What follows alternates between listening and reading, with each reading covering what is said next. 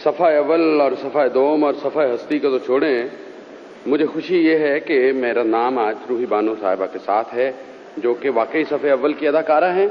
और जैसे दो दो के जोड़े बने हैं, कहीं दो मर्द आ रहे हैं, कहीं दो ख़वातीन आ रही हैं, कहीं न्यूट्रल अंपायर आ रहे हैं, तो मुझे बार बार पूछ रहे थे कि तुम्हें पता है तुम्हारे साथ रूही है।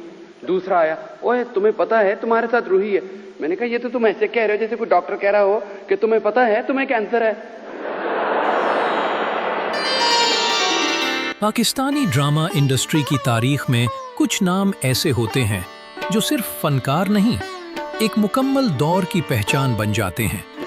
और इन्हीं लाजवाल नामों में शामिल था रूही बानो का नाम, एक ऐसी अदाकारा जिसकी खामोशी भी मुकालमा लगती थी, जिसकी आंखें जज्बात बयान करती थीं और जिसकी अदाकारी हकीकत का रूप धार लेती थी। वक्त तो तेज तलवार होता है लालन, उसने हम दोनों को काट कर अलग अलग कर दिया है।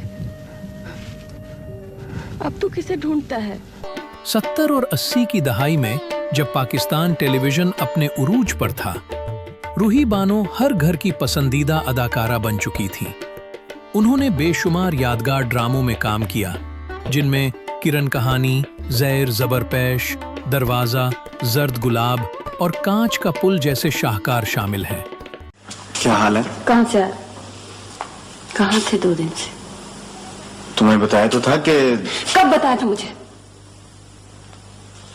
बताया होता तो मैं इतनी परेशान होती, 2 रातों से जागती रहती। ड्रामा किरण कहानी में उनकी मासूम अदाकारी ने नाजरीन के दिल जीत लिए, जबकि जर्द गुलाब और दरवाजा में उनके संजीदा और जज्बाती किरदार आज भी याद किए जाते हैं।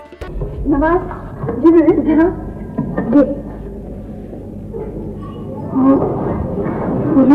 कौन है? आबिद भैया, मुन्नी मामी। हाँ, आबिद भैया तो आए थे, मगर कोई और। रूही बानो की अदाकारी में एक अजीब सच्चाई थी। वो किरदार अदा नहीं करती थी, बल्कि किरदार को जीती थी। उनकी आवाज में दर्द था, चेहरे पर वकार था और अंदाज में ऐसी कशिश जो देखने वालों को अपनी तरफ खींच लेती थी।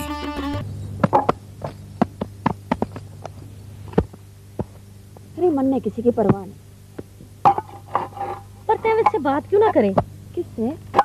वही अपने जानू से। और किससे बात करूं तो तन्ने किसने कह दिया मैं बात नहीं करती? या अभी कोई बात करना हो, बस न कभी उसकी बात का जवाब दे दे। आखिर को वह थारा मंगेतर है। मंगेतर है? तै बड़े मंगेतर से कितनी बातें करे है। हाय हाय रीते हमारा क्या पूछे, माँ तो से इतनी बातें करूँ, इतनी बातें करूँ कि बेचारा कानों में उंगलियां दाब भाग जावे है।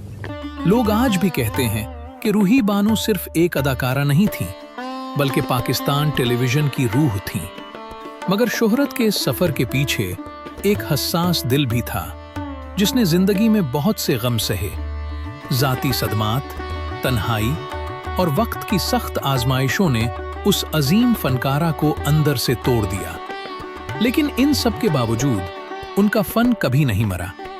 रूही बानो ने साबित किया कि असल फनकार वक्त से नहीं हारता, वो अपने फन के जरिए हमेशा जिंदा रहता है।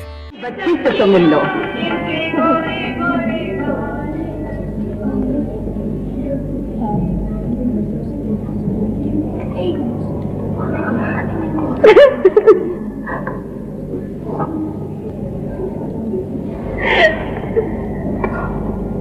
मेरी जान, एक बार मैं तुम्हें छोड़कर चली गई थी, आज तुम मुझे छोड़कर जा रही हो। वक्त से इतना मैं रास्ता भूल गई थी, तुमने राह पहचान ली। आओ भैया, आओ मुन्ने, बिस्मिल्लाह करो, बच्ची को सेरा पानी। आज भी जब क्लासिक पाकिस्तानी ड्रामों का जिक्र होता है तो रूही बानो का नाम इज्जत, मोहब्बत और फख्र से लिया जाता है। वो एक अदाकारा थीं, एक एहसास थीं और पाकिस्तान टेलीविजन का ऐसा सुनहरी बाब जिसे कभी फरामोश नहीं किया जा सकता।